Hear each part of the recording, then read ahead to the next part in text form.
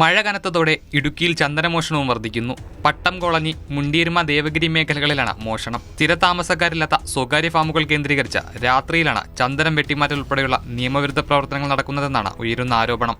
നമ്മളിവിടെ ഇല്ലാത്ത സമയത്താണ് ഈ സാധനം പോയത്.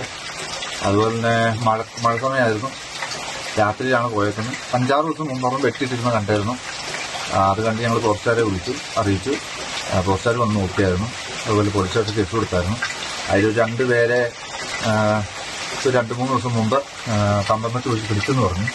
ഇവരാണോന്ന് അറിയത്തില്ല. മറയൂരിന് ശേഷം പ്രകൃതിദത്ത ചന്ദനശേഖരത്തിന് പേരുകേട്ട ഇടമാണ് പട്ടം കോളനി. ഇവിടെ നിന്നും കഴിഞ്ഞ ആഴ്ചയിൽ മാത്രം നിരവധി ചന്ദനമരങ്ങളാണ് മോഷ്ടിക്കപ്പെട്ടത്. മേഖലയിൽ നടത്തിയ പരിശോധനയിൽ പകുതി ഉപേക്ഷിക്കപ്പെട്ട നിലയിൽ ചന്ദനത്തടികളും അധികൃതർ കണ്ടെത്തി. പ്രദേശത്ത് ചന്ദനമോഷണം വ്യാപകമാണെന്നും ആക്ഷേപമുണ്ട്. അടുത്തിടെ 7 കിലോഗ്രാം ചന്ദനവുമായി 2 പേരെ അറസ്റ്റ് ചെയ്തിരുന്നു. മുണ്ടിയരുമ മേഖലയിൽ നിന്നും ചന്ദനം കടത്താൻ ശ്രമിച്ചവരാണ് ഇവരെന്ന് പിന്നീടുള്ള അന്വേഷണത്തിൽ കണ്ടെത്തിയിരുന്നു.